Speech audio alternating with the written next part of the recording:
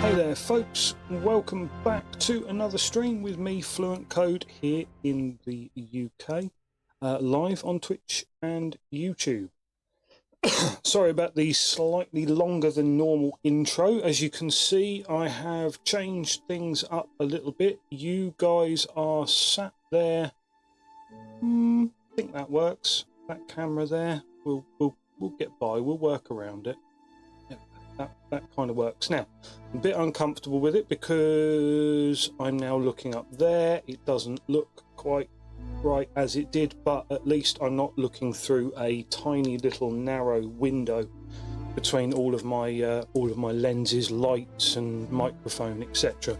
You still see them in the shot, but you know, it's a bit less than it was. It does, however, mean that I have changed things around a little bit. So when we jump to our paint scene,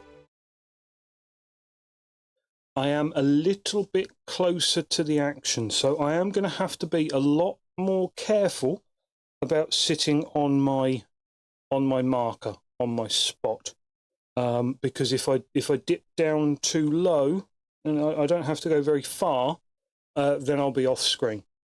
So I need to, I probably need to work out some way of you guys telling me that I'm off screen and therefore out of shot. But we'll work that out as we get round to it. So as I say, we are still working on our D&D miniatures. We've got a nice little selection here in front of us. We've got our Oblex, looking disgusting and red and what have you there in front of us. Got a bit of work to do on this one. I've got some highlights that I want to pull in, and then I want to put a shade on this, but I want to actually do some old tricks that I was taught a long time ago when it comes to things like that. Now, hopefully the fact that I'm trying to do it with contrast paints isn't gonna I'm not gonna come a cropper with it, but you know, we'll see. We've then got our fire giant, lovely looking dude with his big flamey sword, which I was quite pleased with how the effect was starting to come in on that the other day. I do still maybe need to tweak the white balance a little bit because that's looking a little bit more greenish rather than yellow in places. But other than that, I'm quite happy with him. We've got some work to do on him, but we are getting there quite nicely with that one. So there's that. And then we have Iron Golem Man. Yeah, it's an homage to Iron Man. The fact is that this guy is a challenge level 17 who will very rarely ever see the tabletop because, you know, despite how innocuous he looks, he's basically invulnerable to everything, which is quite fitting for Iron Man, but it makes him rather overpowered on the tabletop. Your players do need to be having a very good day if they are going to deal with an Iron Golem. So we have this guy, our fire giant, and our Oblex all ready to work with, and we have paint, we have more paint, we have water. Do you know what? Unless I see something completely out of the blue, we are in quite a good place. Going to start up a little bit of music, and we're going to get to paint, I think. Yeah. Right, first things first, what I'm going to do is see if I can mix up a little bit of highlight colour for our Oblex. Now, I was talking about this a little bit the other day. I find that flesh, I don't actually think Bugman's Glow is a very good one for this, but we will start with this maybe and then work our way up. Flesh is a very good colour for highlighting red. So you mix a little bit of flesh coloured, I'm looking at where my old camera was, you mix a little bit of flesh colour into your red, and it avoids the problems that you have with your highlights looking either too pink or too orange. Who knew? So what I'm going to look at doing, and one of the reasons I quite like this is because as we're using contrast paint as our mix for this, I can sort of put a dollop of contrast paint down, and then I can take a dollop of the flesh colour and mix them together, and the contrast paint actually thins out the flesh colour quite nicely.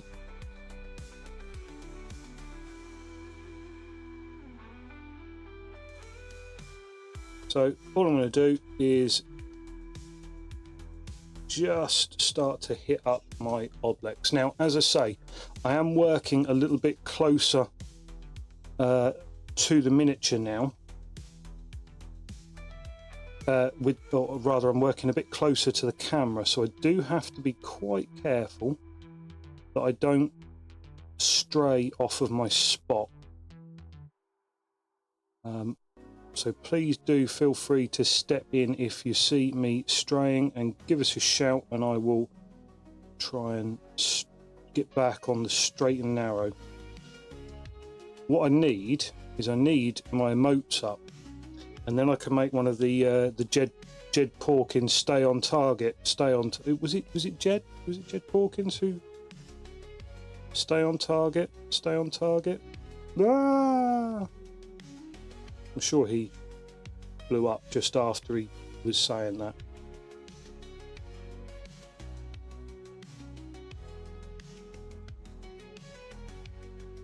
So as you can see, that goes on quite nicely, and it doesn't, it's quite hard with the light because the light is actually reflecting on that, because that's the other problem with contrast paints that I find, is that they are a bit glossy at times. Doesn't matter if you're reworking them with other highlights and what have you, as if you're a normal painter, that's what you'd be doing. I don't, because I'm a lazy painter. And I make no bones about it. I am a lazy painter.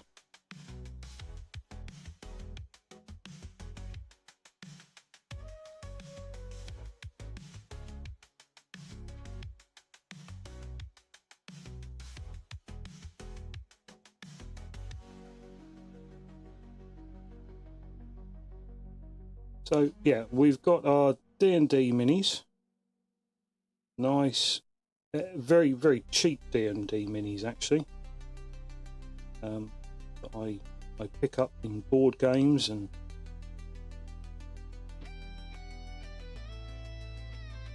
well, in fact that's pretty much the only place that I pick up my D&D minis, because I find that is the cheapest place to get hold of them. Even once you take into account things like 3D printing, I find that the board games are just so easy, and you don't actually have to 3D print it yourself, which is the biggest pain in the bum for 3D printing, to be honest with you.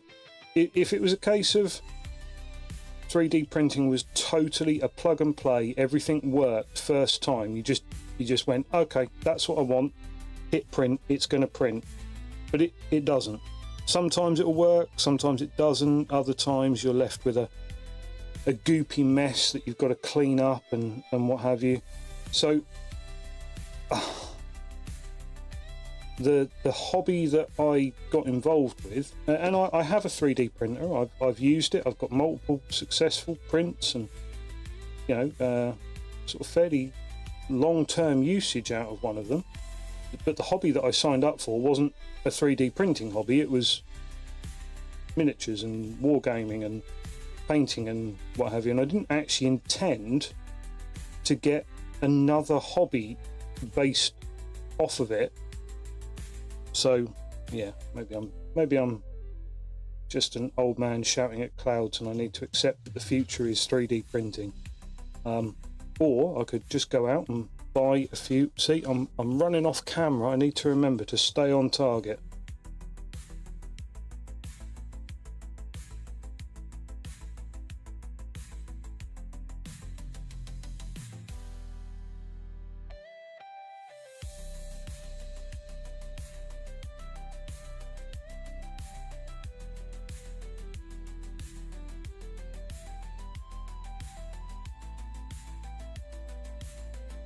So the first part of this technique is the highlight, which is, as you can see, it's a bit of Bugman's Glow mixed in with Blood Angel's Red contrast. The second part of the technique will be the shade, and the shade is actually going to be a green. I haven't decided which one yet, but I've always, this is from Donkey's Go to go back, a Golden Demon finalist gave me what I found to be, for then, an incredible tip of, yep, with your red, highlight it with flesh color, so add flesh color to the mix, and then shade it with green. I was like, what? Yeah, you'll be amazed. And honestly, I was, and everyone that I've shown afterwards has gone, what, green? Nah, you're mad. It's all down to colour theory and the way the colour wheel works and what have you. Green is actually an excellent colour for shading red, even if it doesn't seem like that's the case. It is, I tell you, it is. It is the case. Oh, maybe I've gone a little bit right there. Need to just whack that back a little bit, and maybe I've run out a little bit of paint there.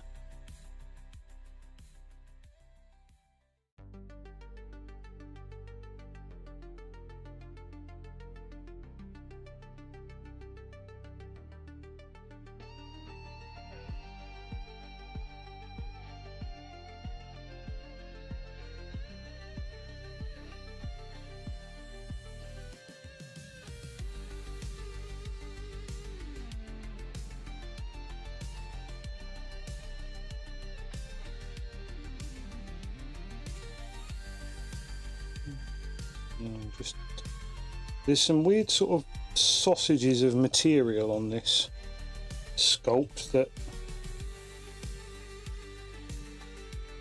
I think they just increase the ick value of it.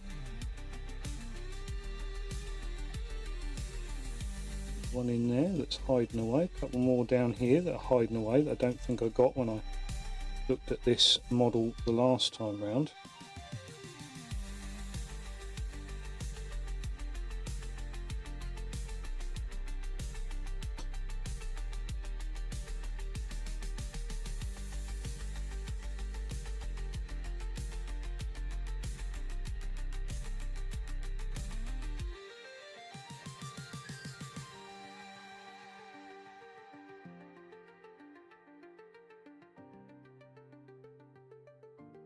So we are trying a little something with the stream this week. I'm actually off this week, apart from tomorrow. Tomorrow morning, I've got a site starting with a new contractor that I want to see how that contractor reacts or works with a customer. A couple of my colleagues have already started him off on a job, and they say, yeah, no, he's fine, but I'd like to see it for myself. It's just sort of due diligence, really. So I've said that I'll come in on a day off and go and get the site started, which isn't too much of a hardship. It means a couple of hours drive in the morning, see him there, see him started, a couple of hours drive back to the office, swap over to my vehicle and come home.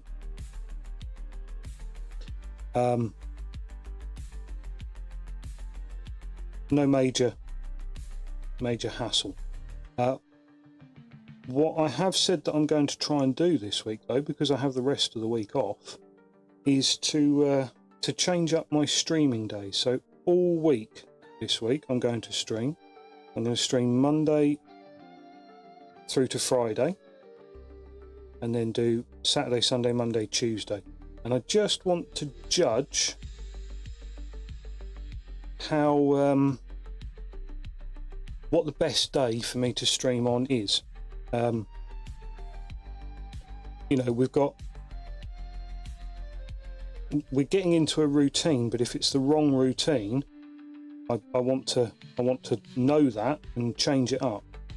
So that's my intention, is to find out if I'm streaming on the best days for me.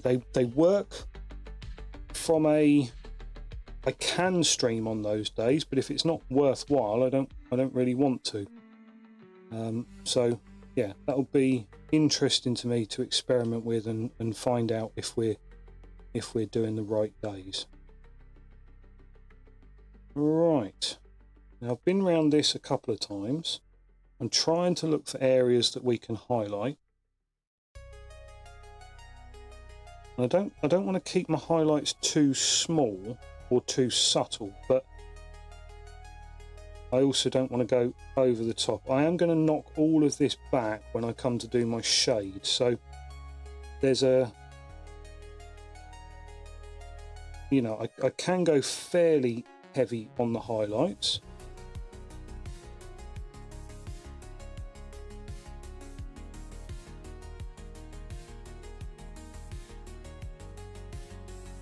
I wonder if there's a face in there that's in control of the whole thing. I don't reckon there is, to be honest with you, but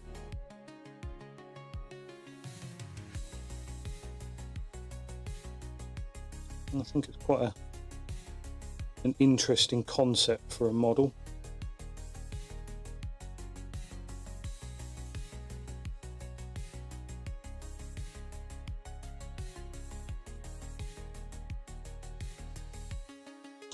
Right, this should, I believe, be, just add a little bit more in there. I'm just mixing up colours now. Hopefully this should be the sort of final highlight that I need to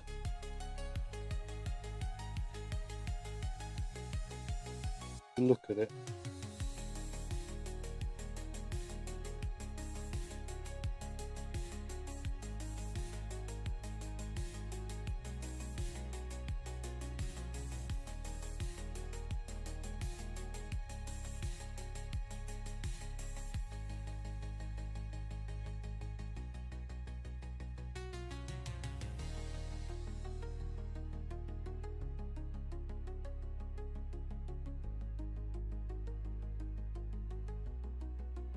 Just work my way around very easily, picking out the highest areas on this,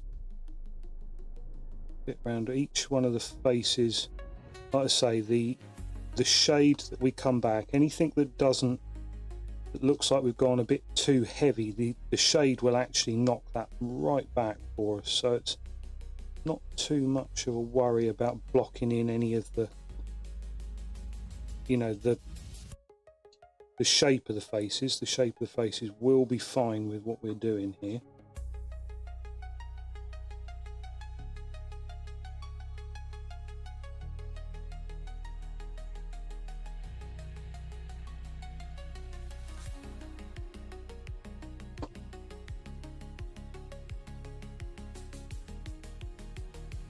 I do want to keep it quite light though, because we are trying to work a sort of almost like a glow effect into the red as we work our way around. It's supposed to look like it's glowing with a sort of weird internal light, which I don't know that I'm quite achieving at the moment, but fingers crossed it starts to make sense as we sort of keep at it.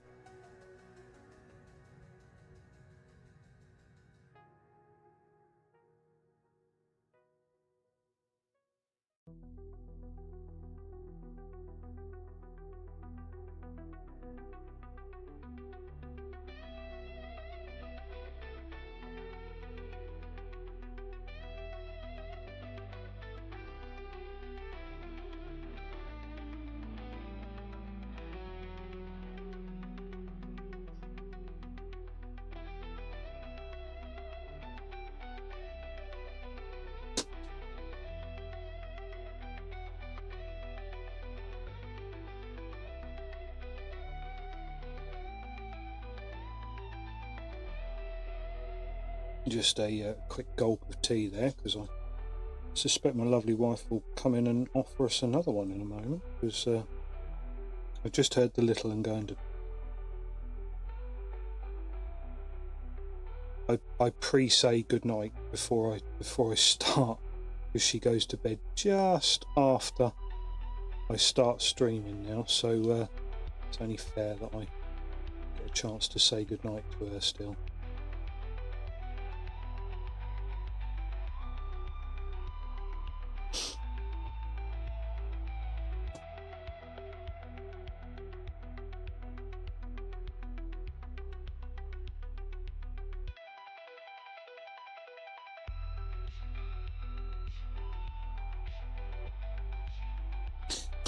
And then all of these lovely gribbly bits down here need a little dash of this highlight.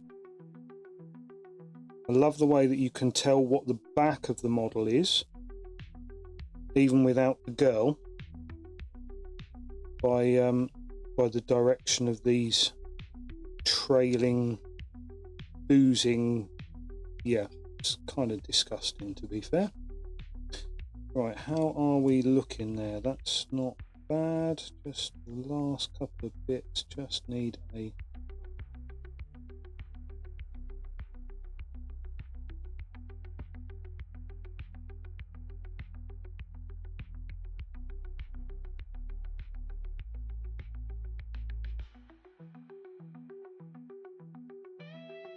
this is I'm kind of getting almost Akira vibes from some of the oozing that's going on here. These sort of little falling over themselves rivulets of goop and what have you. So that's all sorts of disgusting there.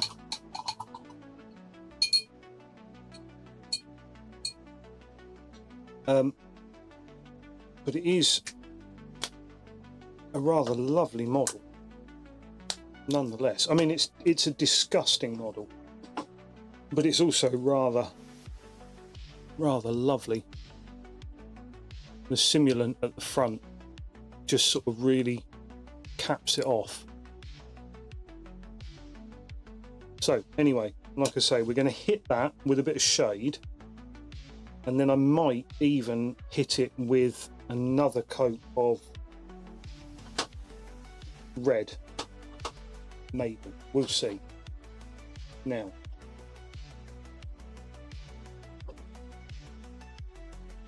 here we go, and we aren't doing it half-assed. We are going with Orc Flesh, which is quite a bold green. We need plenty of medium.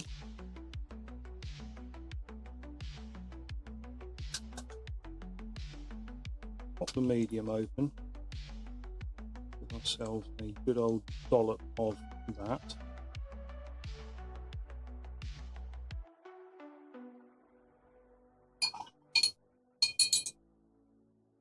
And then pop some green in it.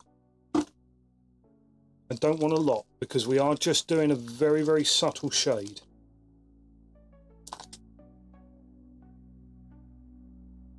However, I do have to make up enough to cover the whole model, so that's going to be all sorts of fun, isn't it?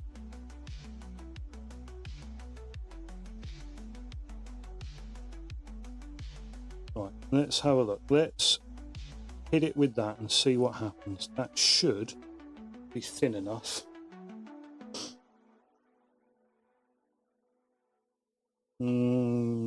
Maybe it's a bit not thin enough. Maybe I need to thin that a bit more.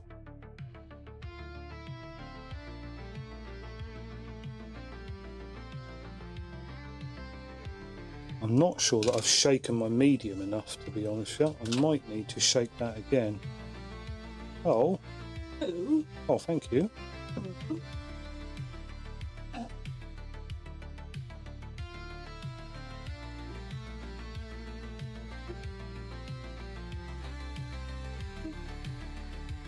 There does appear to be something wrong there. That's not worked very well at all, because the medium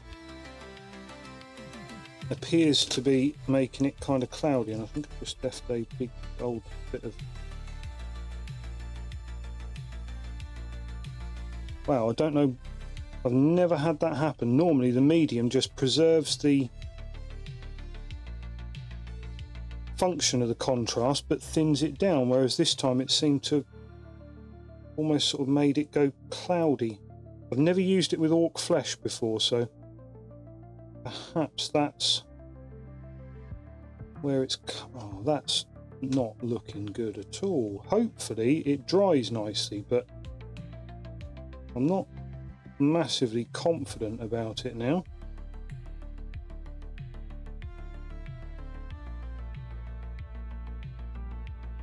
Oh no.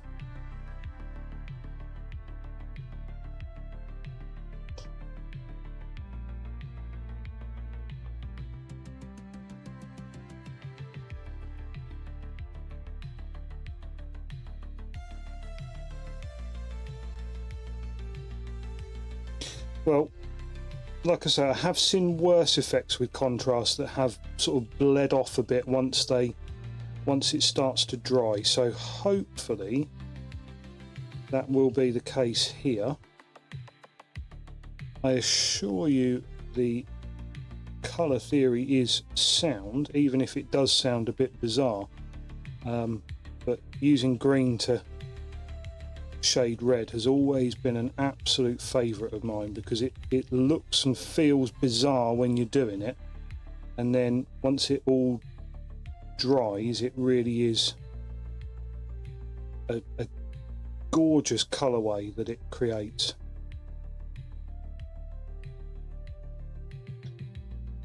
Now we are having to move quite quickly because what we've mixed up is it will go off.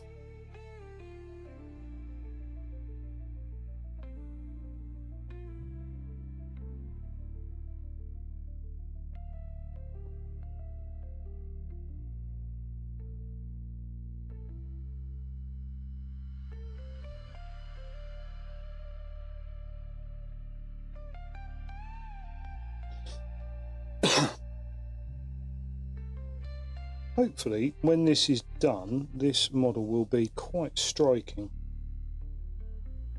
I haven't actually managed to find it in the books. I'm not sure whether it's in Multiverse of Monsters of the Multiverse rather than the Monster Manual, so I will have to double check that.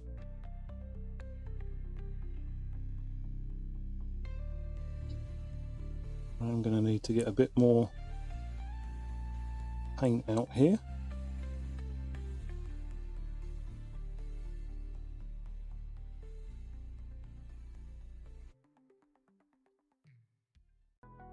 Pin that down as well.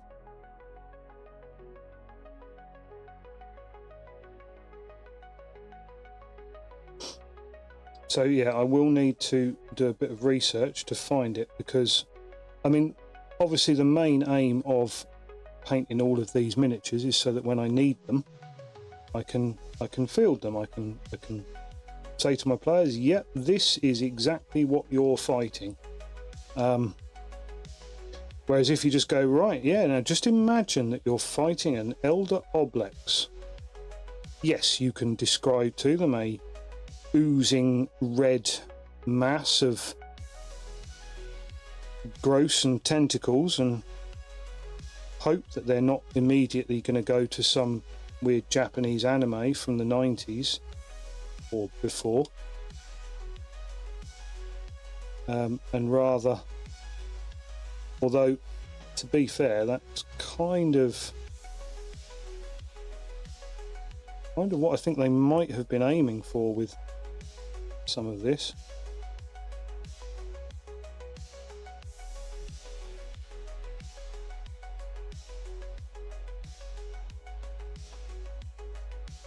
You can actually see where some of that green is starting to dry, and it's not as terrible as I was expecting. It has gone quite subtle in those spots, so fingers crossed it's not ruined it and I'm not going to have to go back and do it all again.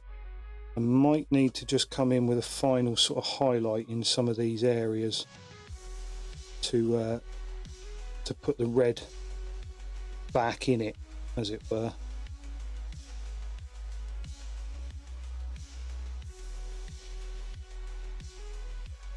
Ooh, that's probably going to be a bit too much there, so we'll see if we can drag that around.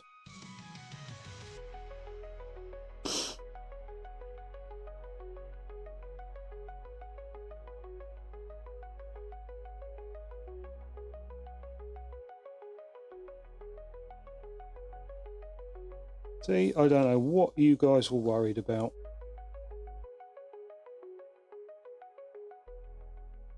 I totally knew what I was doing there. He says, trying to pull it off.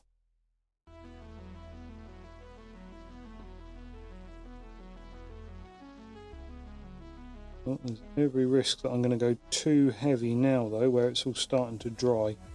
Try and make sure that it gets down into this area at the bottom.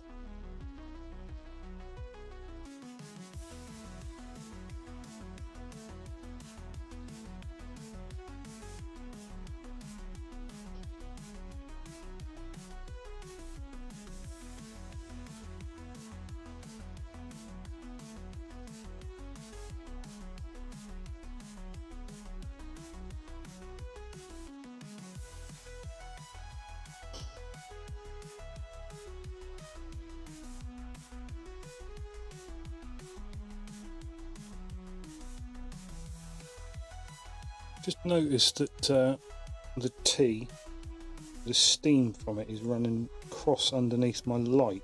So hopefully that's not actually getting in the way of the camera, because that would be bad.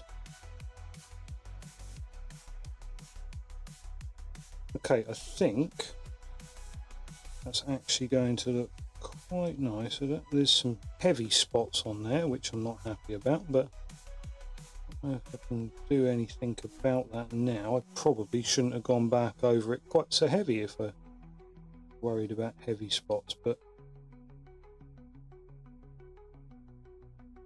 right, let's put that to one side and we'll see how that dries, because I have given that quite a savage going over in places, almost to the point where I want to ease some of it off a bit with a bit of medium and see if we can tidy that area up.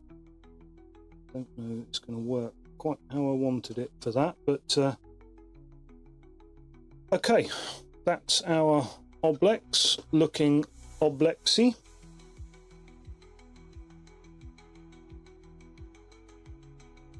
We'll pop that to one side and we'll work on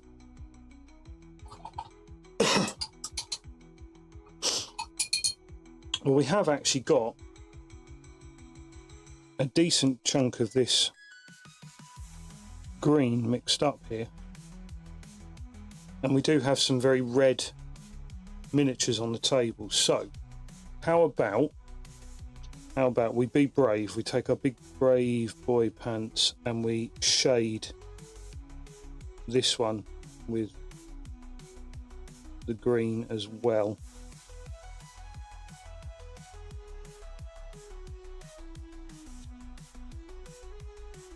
This is a technique that I've done in the past with washes and shades, but I've never tried it with contrast.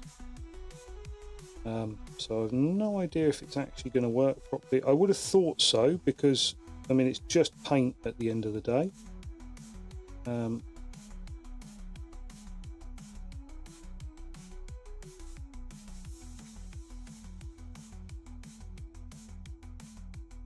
And back with the shades and washes, I would have actually sort of tried to glaze it into those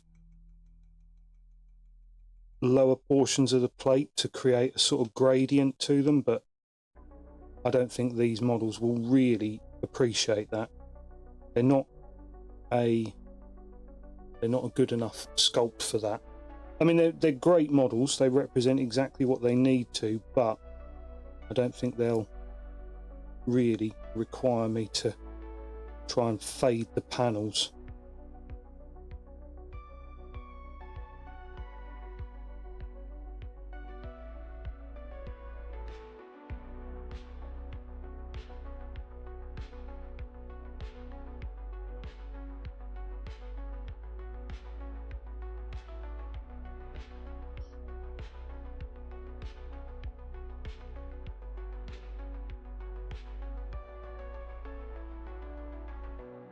So all I'm trying to do is just almost like a panel line on this, being quite quick, quite thick, quite nasty with it, just running this round the edges of each panel to create that little bit of extra shade that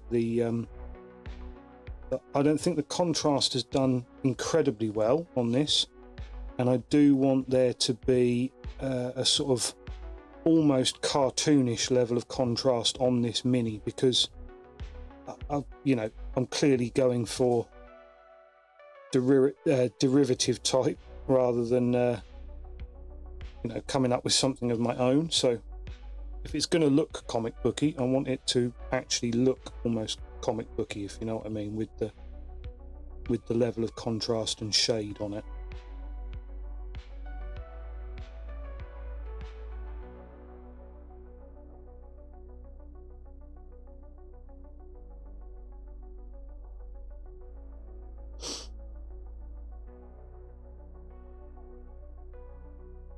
See, on a miniature like this, the shade works quite nicely. On the Oblex, I don't think it's actually come up quite as good.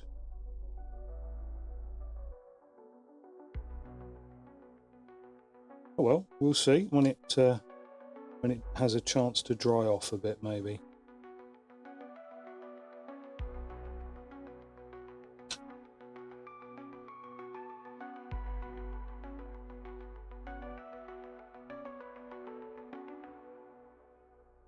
There we go, and you can already see that that's starting to dry out with a decent level of detail in the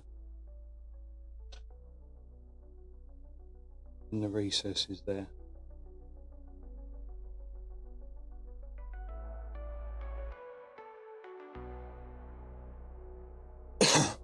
Now I can come along and hit the upper edges with a little bit of a highlight and possibly some battle damage as well, because I think a miniature like that is going to look good with some battle damage. I've got just enough of this here, I think, to do a little bit of work on our fire giant as well.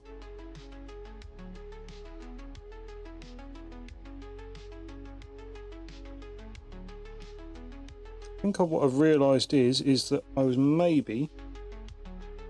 had it too thick on the maybe I hadn't diluted enough on the Oblex. That's, I don't want it to go everywhere.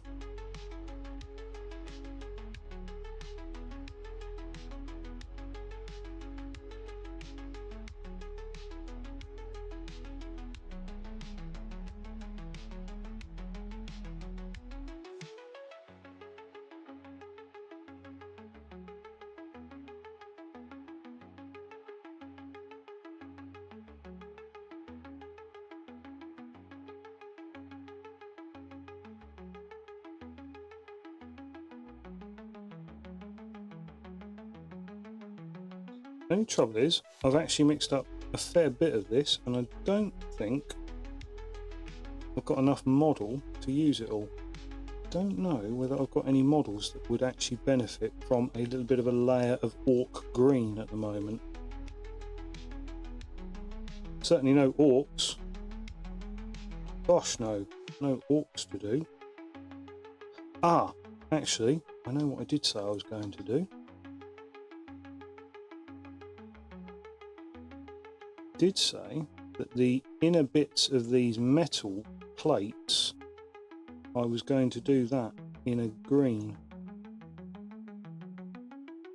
And I think that keeping the green the same would actually work really quite well. So perhaps, oh damn it, I had some metal bits on his hand that I was going to paint in this same red colour.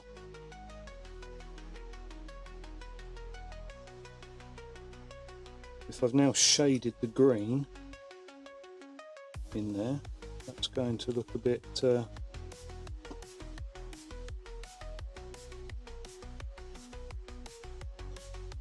let's do what we were talking about down here, which is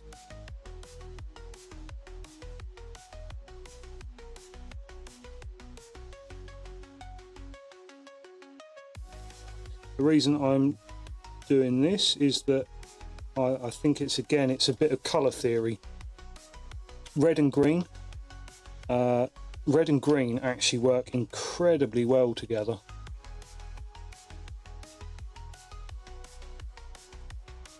And then all of this is going to be hit with a nice bit of earth shade as well.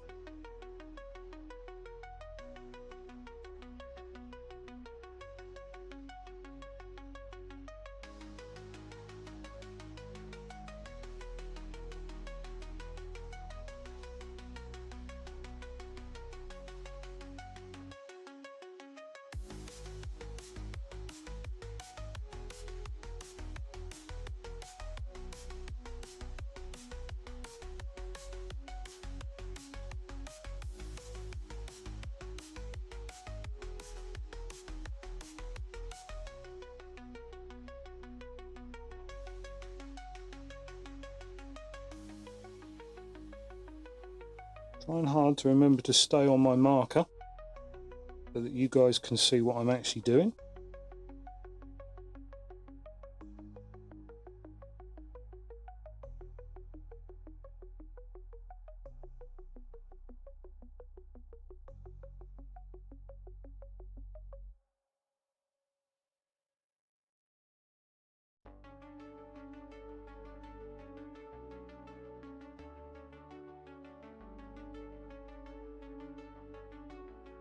And then just that tiny little bit left down on his leg there.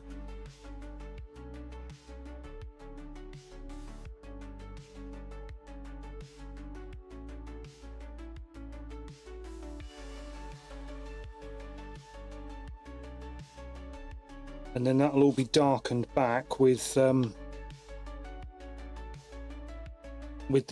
shade when I come to do that. So it looks a bit disjointed now, but trust me, trust the process. Trust the process. There you are.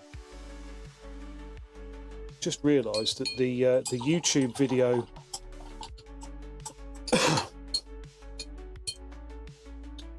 that I've got up, I've just realised that it's the cover splash on it is Arnie that's staring at me. Quite imposing when he wants to be, isn't he? Now,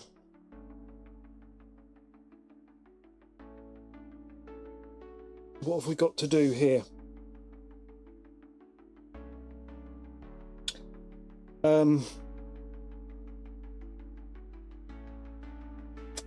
I think that our Iron Golem is going to need some battle damage rather than particularly highlights.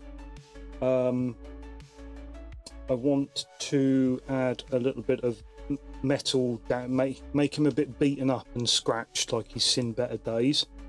Yeah,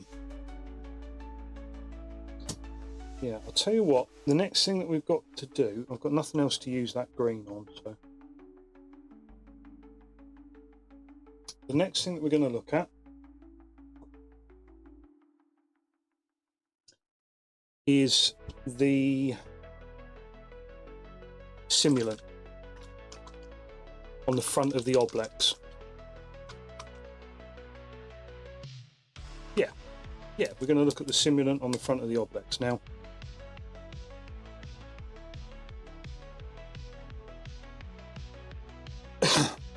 quite simple. I've got a bit on her hair. Oh, her hair's going to be mostly black anyway, so that's fine. We've got a bit of apothecary white on the arms.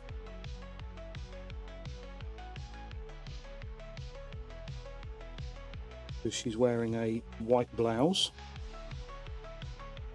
which I think is probably the most terrifying thing about the whole model, is the fact that somebody somewhere suggested to her that it was a good idea to wear a white blouse. She's just a simulant anyway. She's just a recreation. I really do want to find out where this monster came from, though. I'm just gonna go and double check that it's in. It's fine.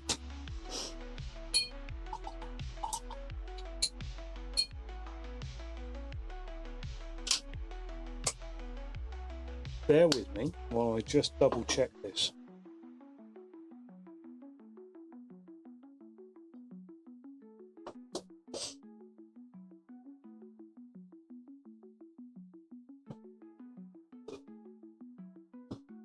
As always, I have my everything to hand. Just have a look at. Ah, here we go.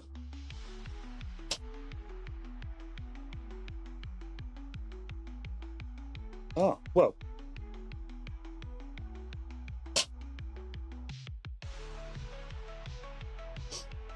There we go, folks. That is what we're trying to achieve. We are trying to achieve an Elder Oblex. God dang, that is terrifying, isn't it? Yeah, I don't like that. What the hell is an Oblex? Because, see, they have adult ones as well, which is a...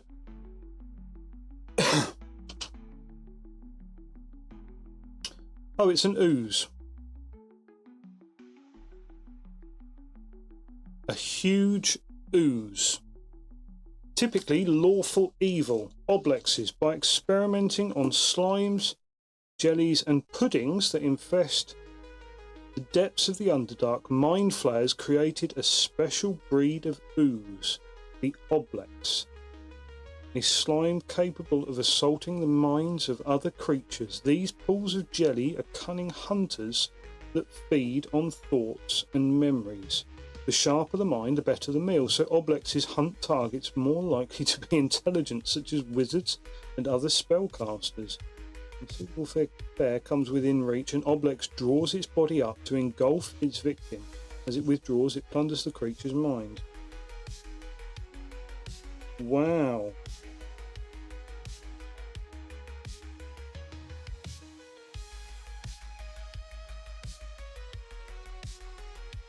Well, that's genuinely disgusting, isn't it?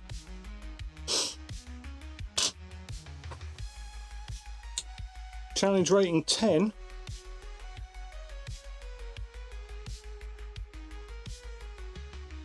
Aversion to fire. Eat memories.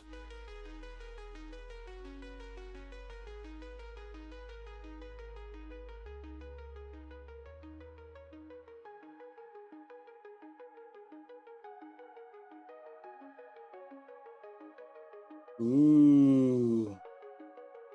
Yeah, that's horrifying. I must remember that. I must remember that that is horrifying as well, because don't want that.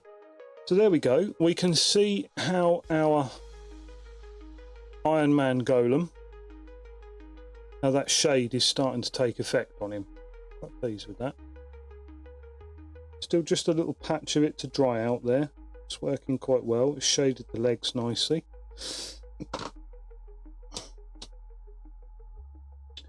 Now, Oblex, on the other hand, has lost some of its glow. I don't really think it ever had a glow, but The green hasn't overpowered anything, it's shaded it quite nicely, but I do need to come up with something really, really bright red.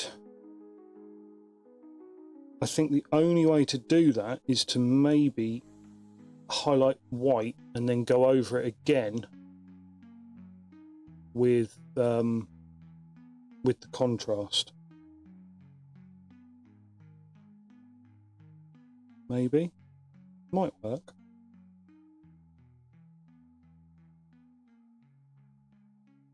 Weirdly enough, the faces in the book don't appear to be the highlighted glowing bits. It's sort of more... It's very weird, actually. It sort of glows from within. It's quite a hard paint thing to achieve. I wonder how I'm going to do it. We'll figure something out with that. Right. What are we going to do? We're going to paint the rest of her. Let's paint the rest of her. I need some flesh tone.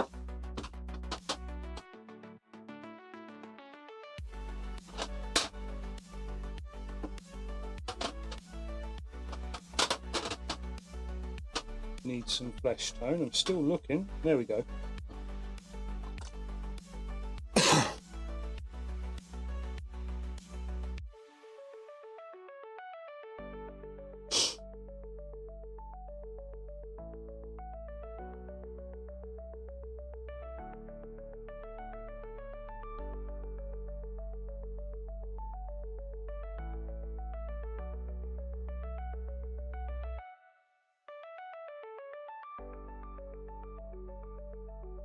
Change that up there. And change that one.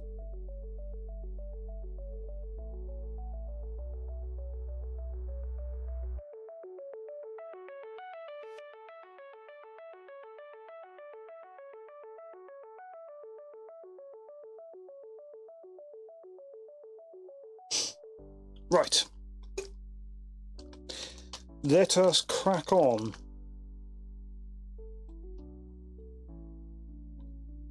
The girl on the front of this, the simulacrum, I'm obsessed by that word now, is going to be quite simple paintwork. We are just going to do it very, very basic.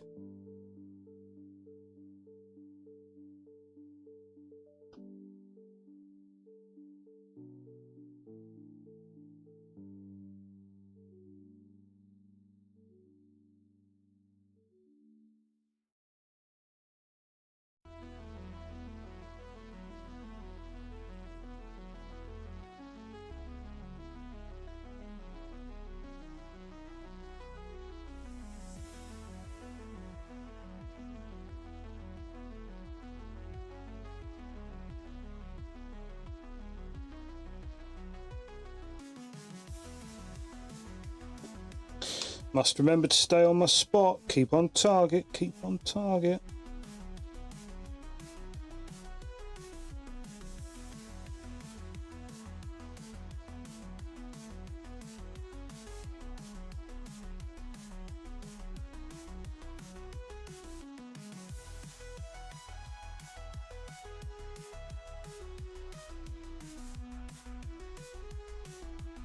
What you've got to remember though is that simulacrum it may be, but that Oblex has to have absorbed her memories.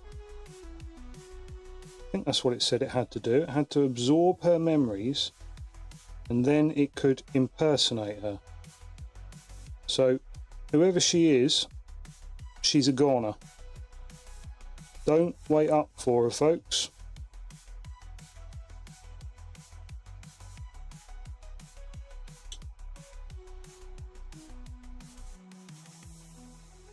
I'll keep the contrast paint in the recesses of this one. Don't want it to slip away too much.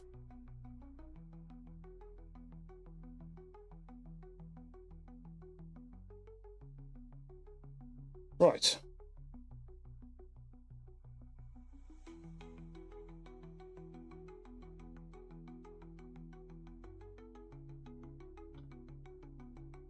Okay. Dropped it. I didn't, you dropped it.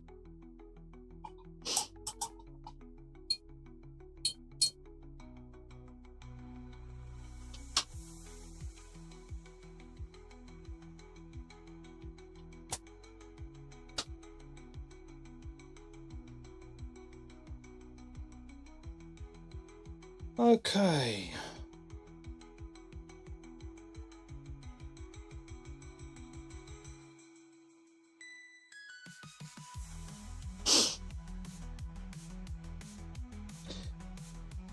I think we're going to have to resort to our joyous mithril silver when it comes to damage on the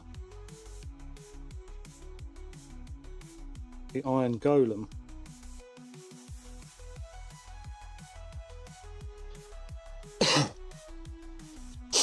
I want it to resemble the fact that he was painted up this way a long time ago, and he's had a lot of time to reflect upon that since then. Now, all I'm going to do is come along and dink him up.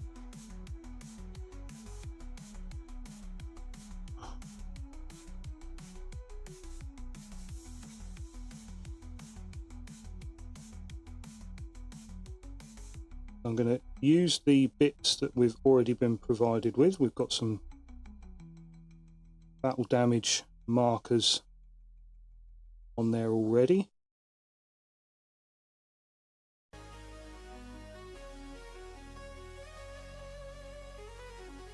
And these little slashes and dinks and chips and scrapes and what have you on the edge of him.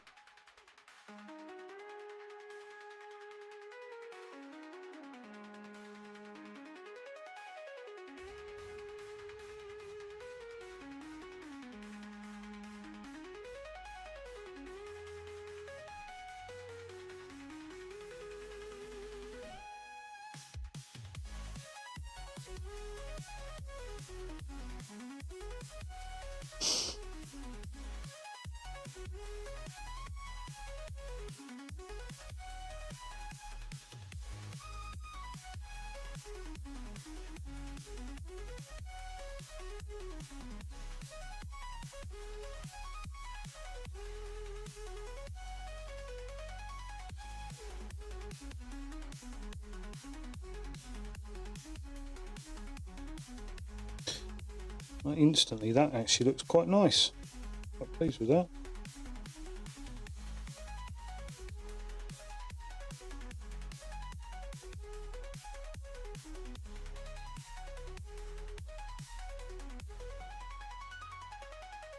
So it's only going to be quite basic battle damage that I'm painting on there, and some of it is not even battle damage, it is just damage. It's just where this paint has chipped and flaked and scabbed off, and you know, all of these knuckles are going to be scraped to hell and back.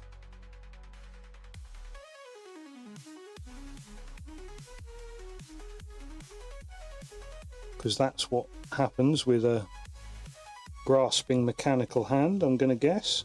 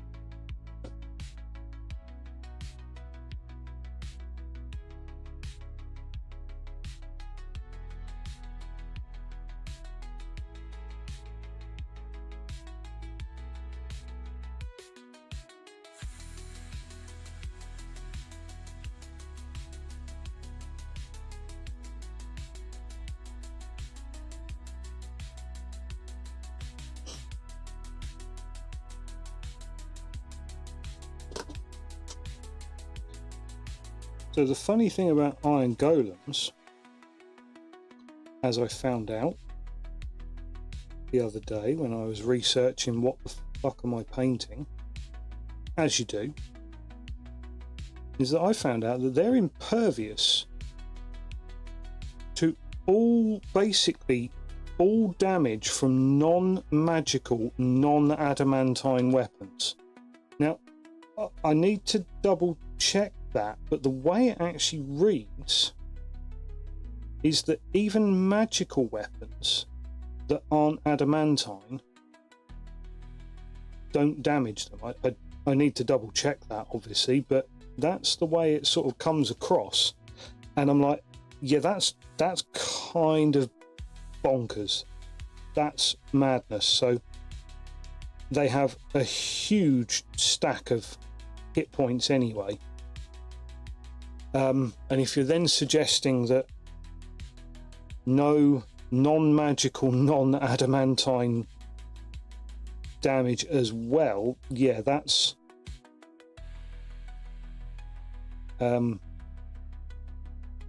you've got to find some way that your players can actually kill it, which I would suggest is quite hard if you're setting it up like that.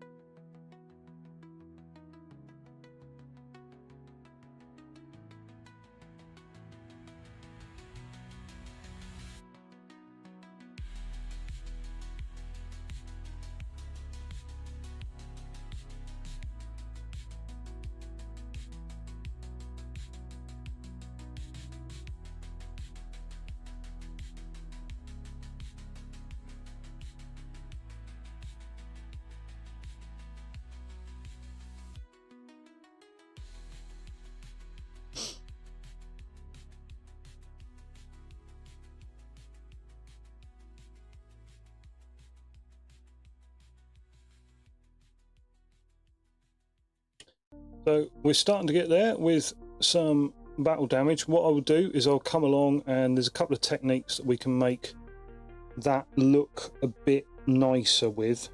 Quite basic techniques to improve the way that metal sort of slash marks looks.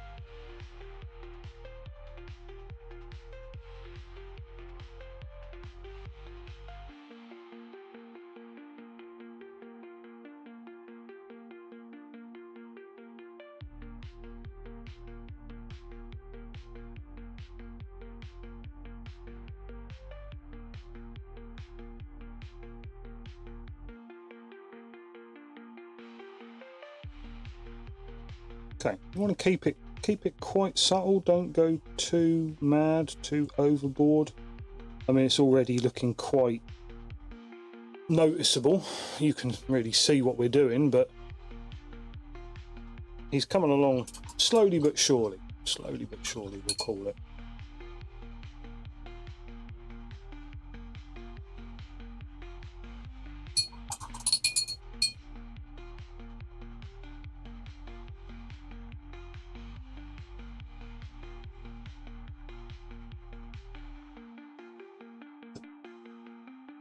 Now, because I'm an absolute heathen and I like to use the paint straight out of the pot, sod this thinning it and rubbish like that. Not for something like this. I do have to stop occasionally and rinse off my brush just to make sure it's not getting claggy. And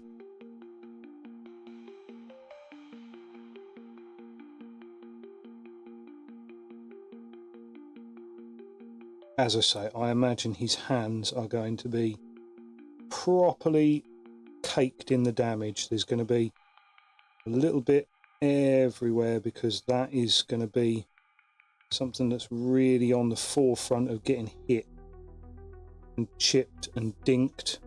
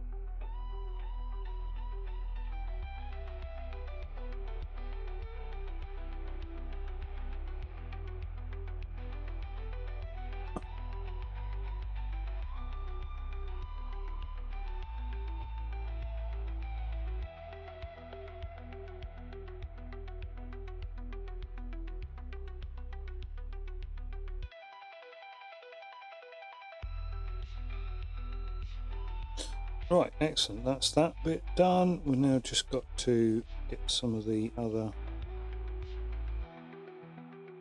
bits and pieces on his chest.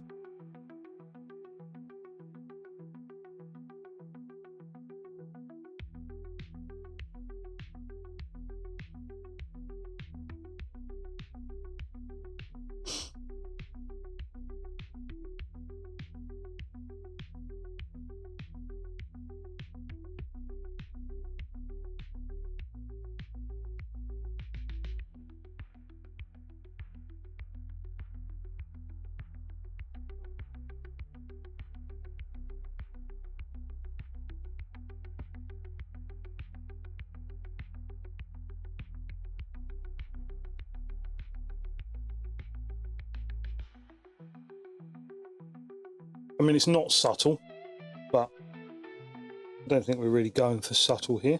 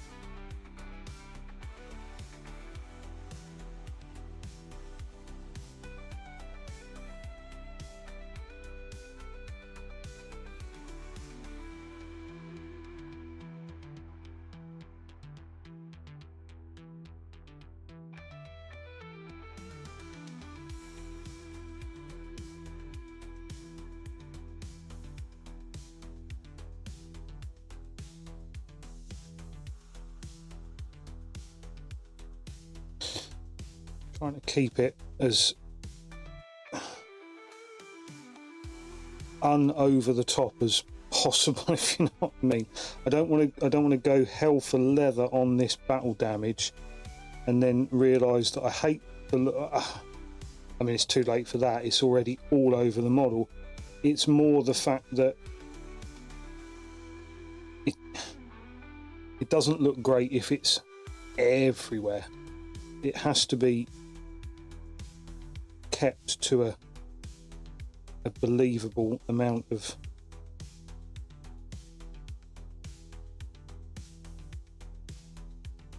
damage and what have you. And there's certain bits on here which are modelled on, and I'm happy to paint those in. That's fine. It's just where you're painting additional scratches and what have you, that if you go too much it looks unbelievable. If you don't do enough, it doesn't look quite right. You know, round the bottoms of his legs are just going to be almost like no paint left. There's going to be so many scratches and marks and what have you as you get down there. And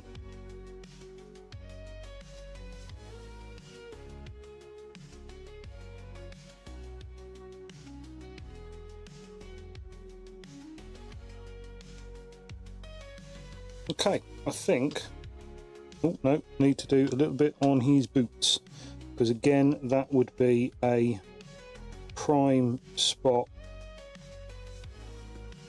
for damage. You're never going to get clean robot boots. Trust me. I mean, I know these things. Everyone should know how robot boots work. Right, there we go. That's our Iron Man Golem. Iron Golem Man? Iron Man Golem. Yeah, happy with that. Looking good, looking good. Very good, very nice. Okay. Now, I need to have another... My poor Wildwood, look. Nearly all gone. Not all gone, obviously. Right, where's our Agrax? I need to do another little Agrax adventure.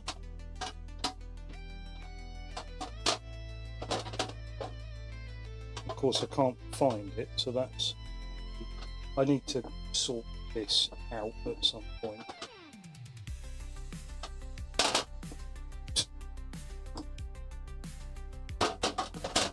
Agrax.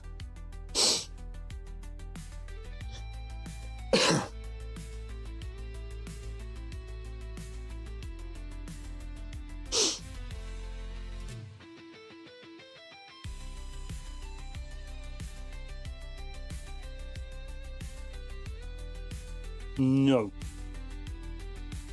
No, not yet.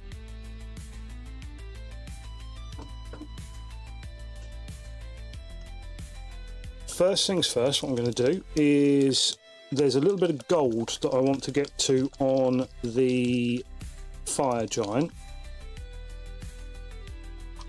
So I'm going to paint that in Aggaros Dunes.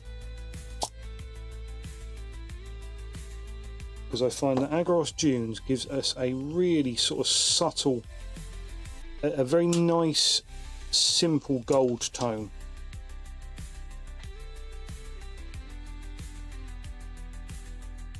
Which I tried using Nazdreg Yellow, and it went a bit meh. Whereas this, look at that, over the silver gives us an absolutely lovely sort of burnished gold colour. And then what I'm going to do is I will include this in the Agrax.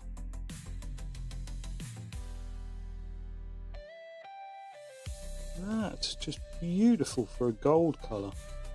Now, do I do that piece there, or is that going to look a bit much? What do we think?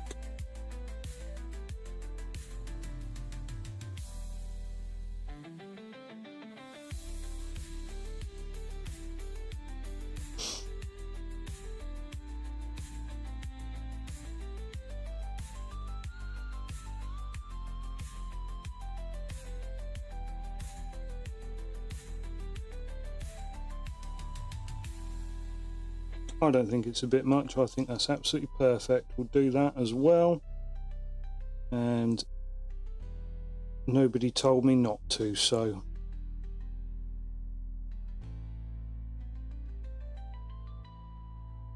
and that's also an excuse I've used a couple of times. Oh, nobody told me not to.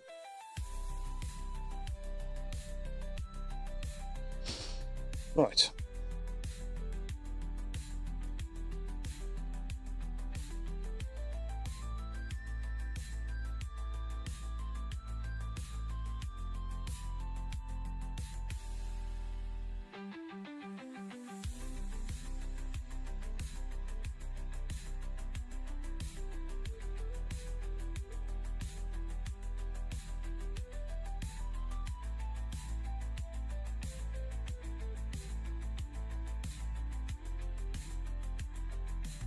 That actually comes up a lovely, lovely shade of gold. Yeah, really, really nice.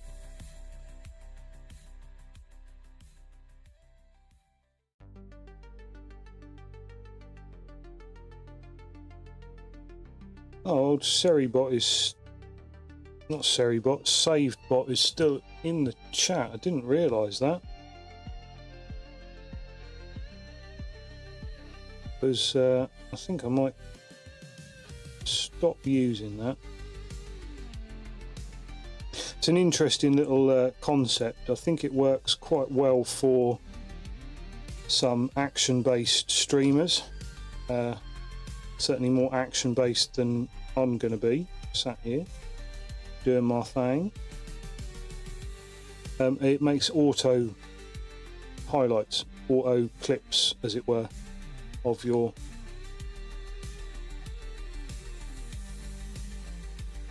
stream.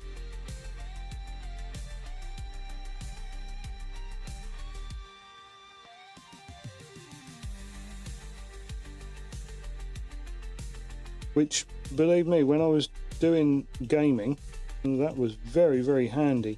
I would like to do some more gaming at some point. It is kind of dependent upon what people are going to watch.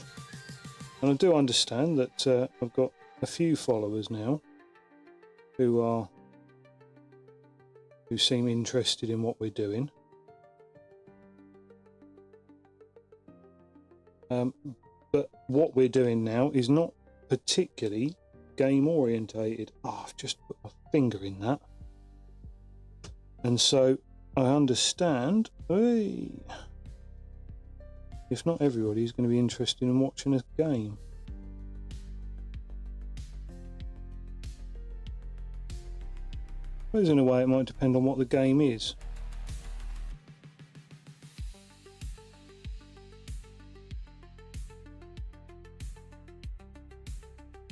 That's quite a nice little look there. I'm not going to do, I was thinking about doing the centre of the plate in gold, but it's kind of risking it being too much.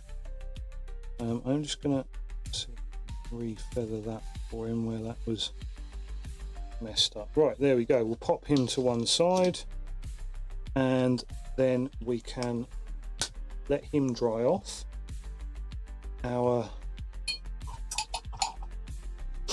See, this is, you guys might think that it's a bit disjointed the way we're working on these models, bit by bit by bit, but unfortunately if we don't,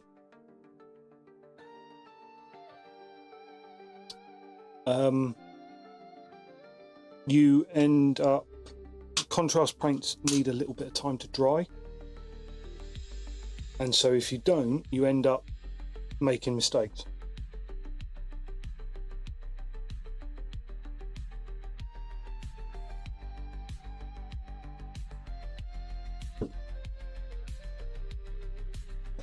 Just want to have a look at my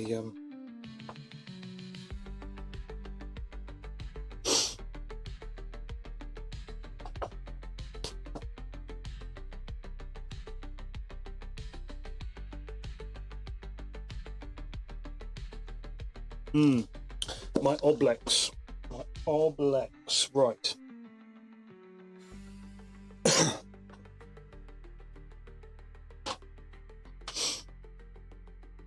we are going to break out our favourite.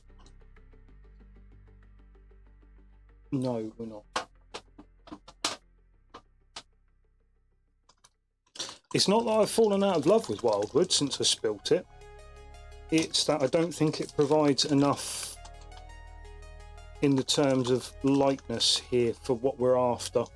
I need there to be a little bit of differentiation between her corset and whatever else it is that we're trying to insist that she's wearing. Hang on, how does that?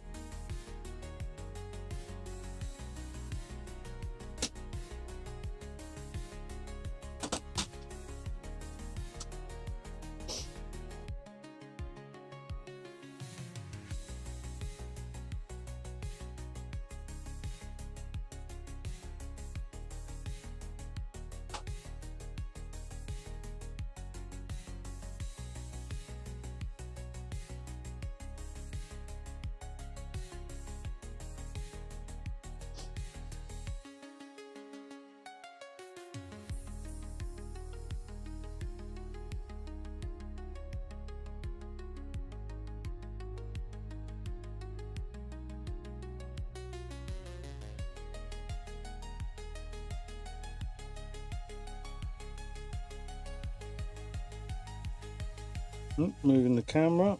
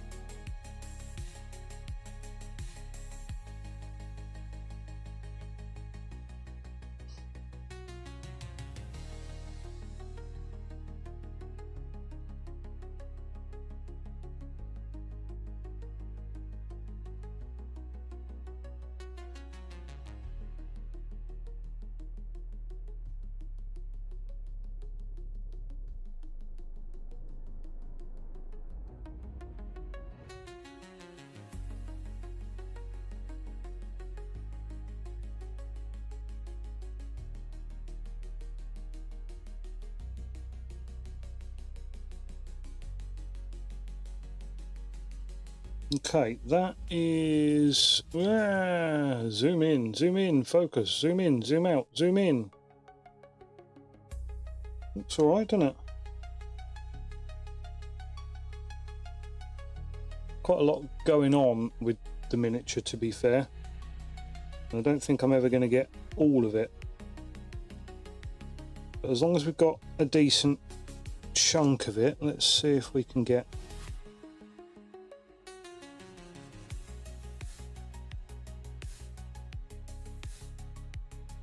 that around there.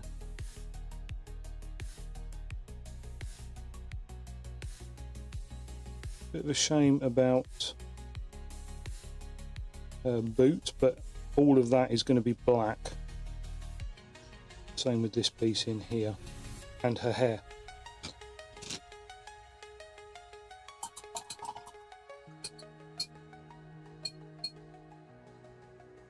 Right. Which brings us to the moment of truth, and that is black. Black Templar.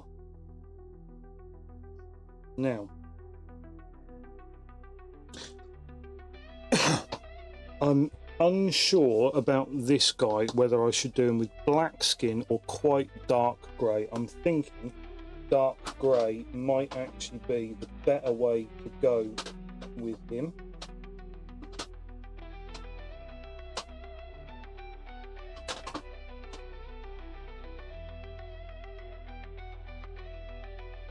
Let's try it in very dark grey and we'll see how he looks, because I think black will look too much. He'll look too much like a salamander.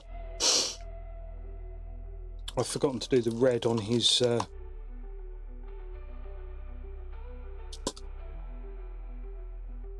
hand still. Right, let's have a look. Let's see if we can get this guy to start looking like a coherent model. very dark grey is perfect.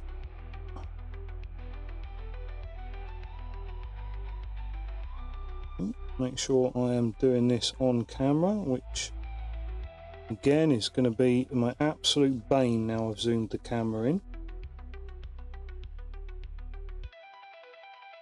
And if I zoom it out, then it's in the way of my face cam.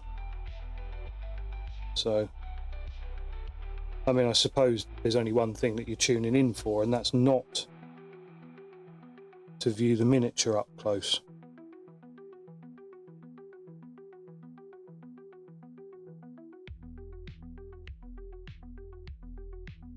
Nobody burst my bubble, please.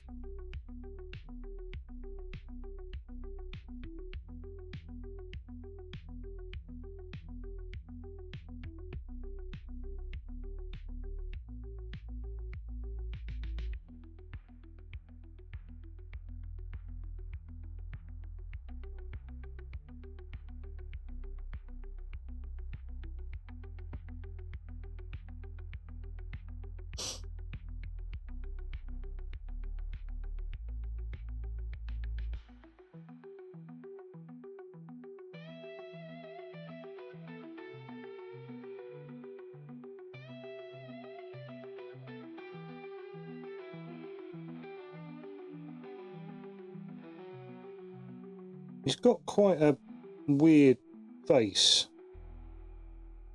I don't know quite how to describe it, perhaps. It's almost sort of peasanty. That's a thing. Well, I mean, it is, but I anticipated he would be a bit more lordly, perhaps.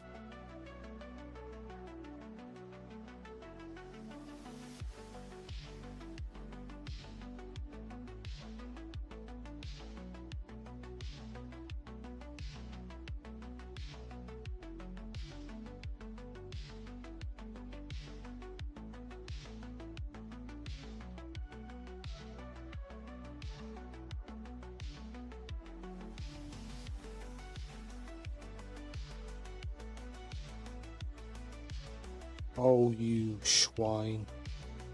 I touched his hand. I touched the hand that I've already painted, and now it's all on me. Because of course it is.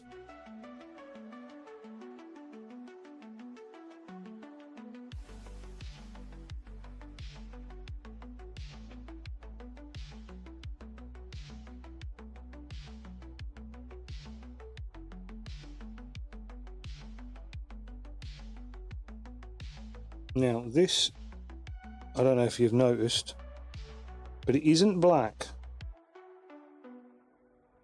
which is what I originally said we would be painting his skin in, but the grey actually looks fantastic. I'm really pleased with that, rather than going for a black, we've gone for a dark grey.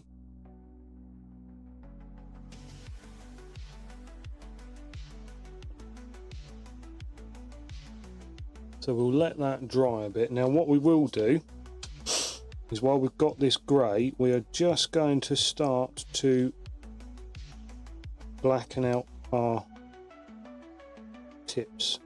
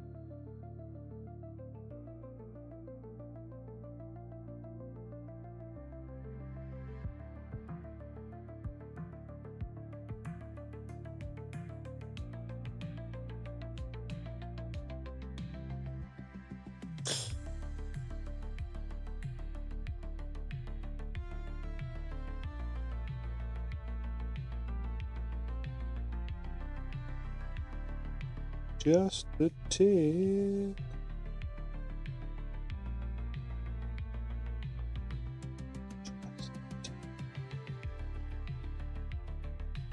Right.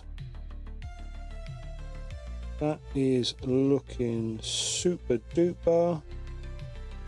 Obviously I want these flames to look quite dark, dirty, and you know, like a sulphurous kind of fire, or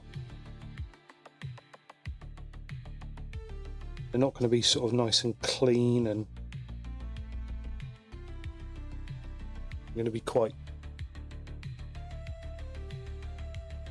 sort of blazing, kind of old school burny fires, sooty, smoky. Yeah, it's going to be a mess basically.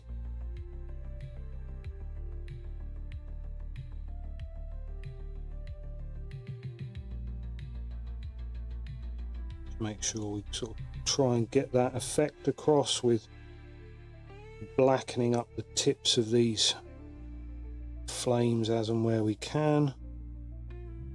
Just going to run a bit of black in there because nothing has been put in that area before because I missed it.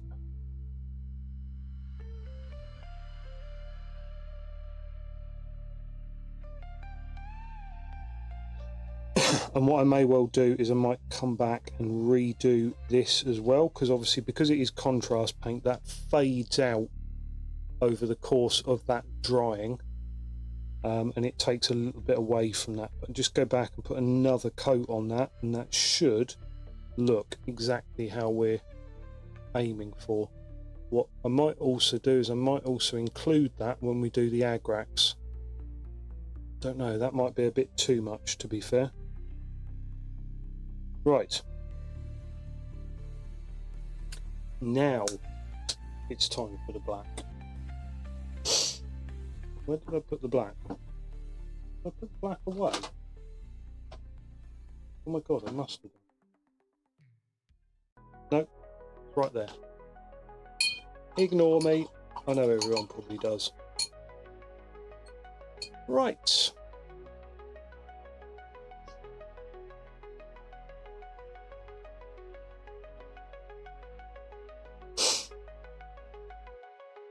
Cracking on a little bit. I'm not going to get these finished today. I know that. I can tell. I'm not going to get it finished today. It's no biggie because, like I say, I want to spend a little bit of time on some of these models, and they do benefit when we're doing these like 3 at a time. So we benefit because the 3 at a time allows us to use the contrast paint properly, because if you don't give it time to dry, you just end up picking it up with another colour and then it merges and it all looks terrible. So doing 3 at a time is beneficial to us, but it's also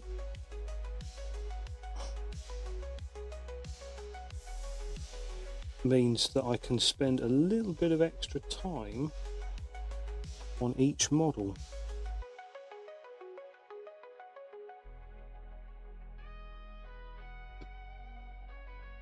And I'm actually really enjoying myself for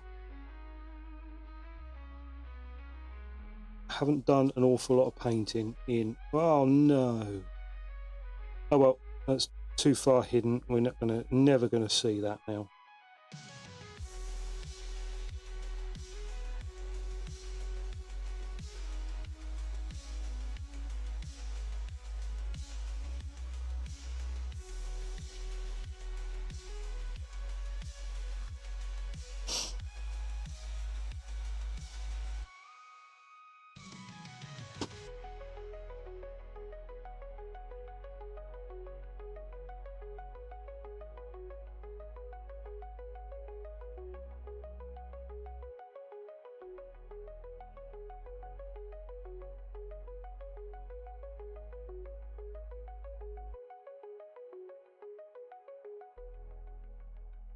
I think one of the reasons why I've gone for sort of black and browns on this model is because I think the idea is that she would be a very basic copy of someone the Oblex has murdered. I don't know, it's murder when an Oblex does it, is it?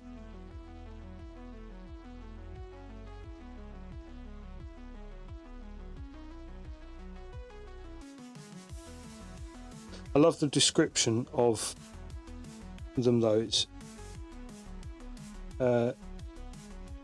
jellies, slimes and puddings. Because one of these, one of the enemy models is a black pudding.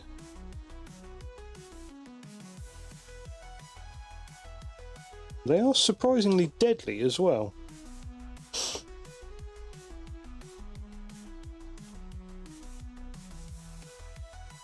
Not necessarily all of them, but some of them are.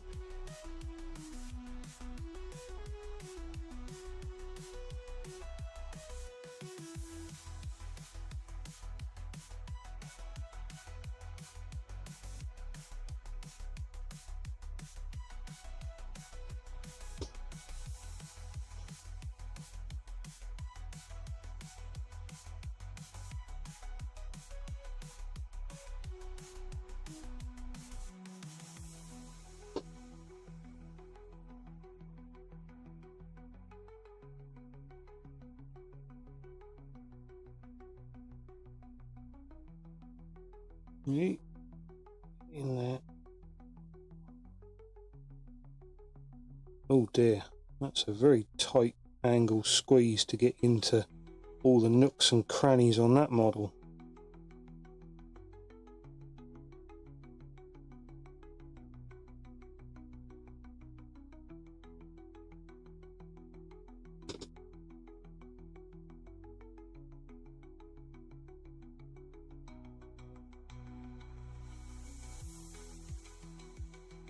Okay, that's basically her, all the awkward bits dealt with.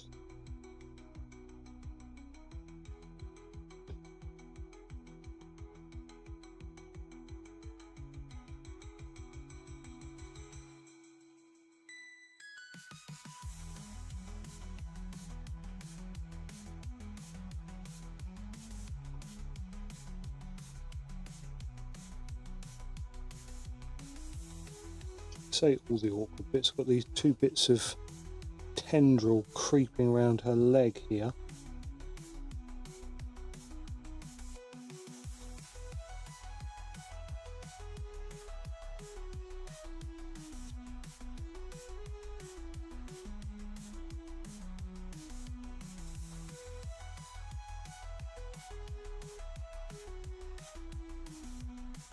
Okay, that's actually as far as it's going to get done.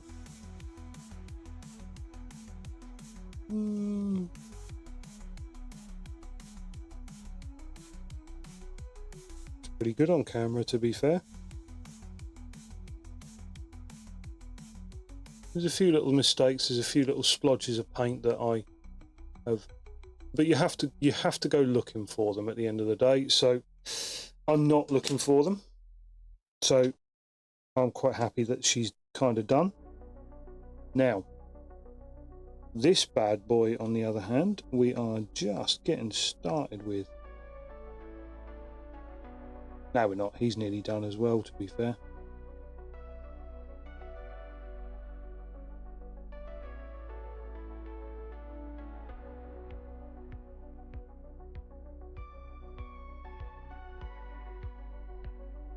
Oh no, that's super leaked up there that I didn't want that to happen. But I do need to somehow get down there as well.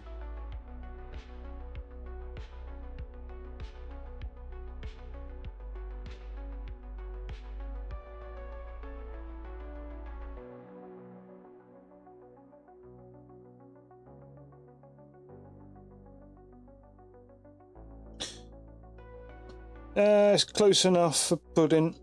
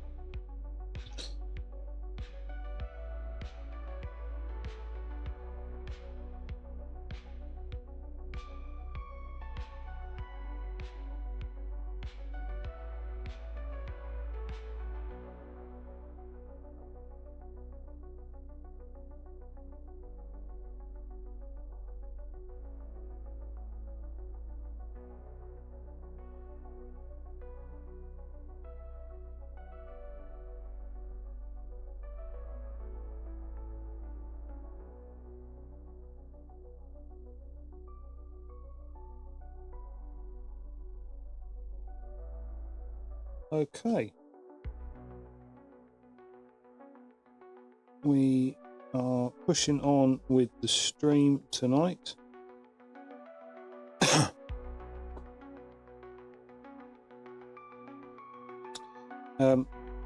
Haven't got too much longer left on the stream because, as I say, I do have to be up early, got to go to a site tomorrow.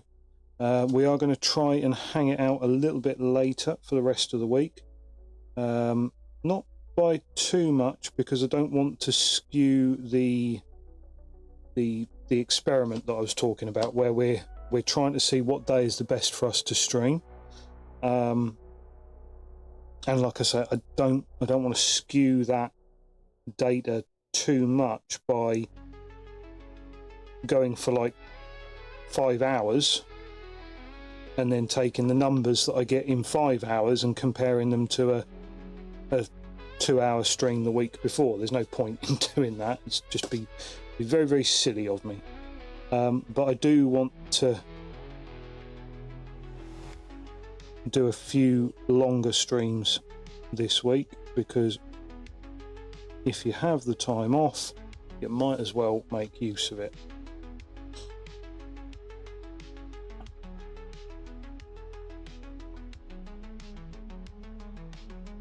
Right, so this model is looking pretty fine now. I do like the black armor. I think that's a good choice by me, as per usual. No, I'm joking. My life is littered with poor choices.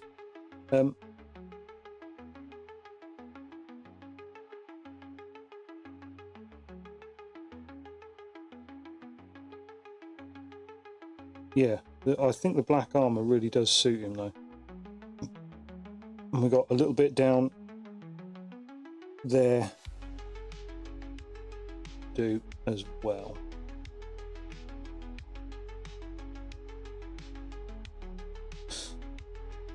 And then a few bits of leather.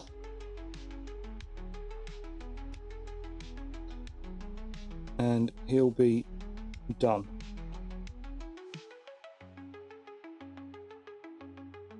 Oh, and feisty orange hair as well, of course. Did I forget to mention feisty orange hair? Yeah, I probably did. Didn't want anybody to get the wrong idea and turn off too early when they find out that he's a ginger. Right, what are we looking like? We've got another 5 or 10 minutes. I don't think we're going to actually find too much to do in that, so I might just end it there. And then we will come back tomorrow evening and finish these guys off. How's that looking? Yeah, that's actually looking pretty swish. Pleased with that. Tell you what, let's just, while we're at it, we'll just come in with the black.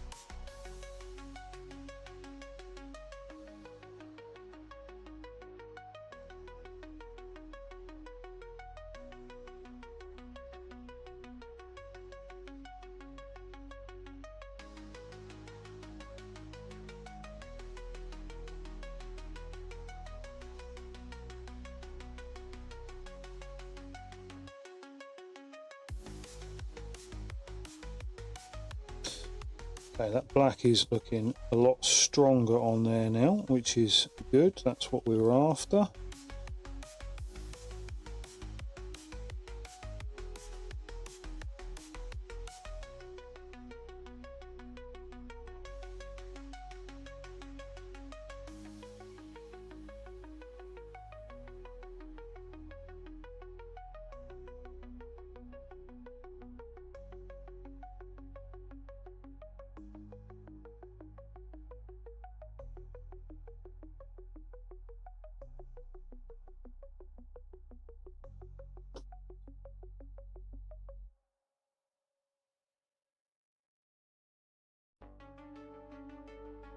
Right, there we go.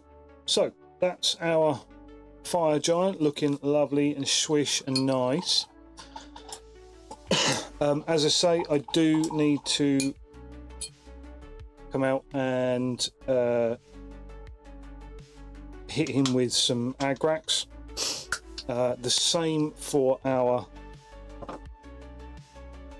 Iron Golem.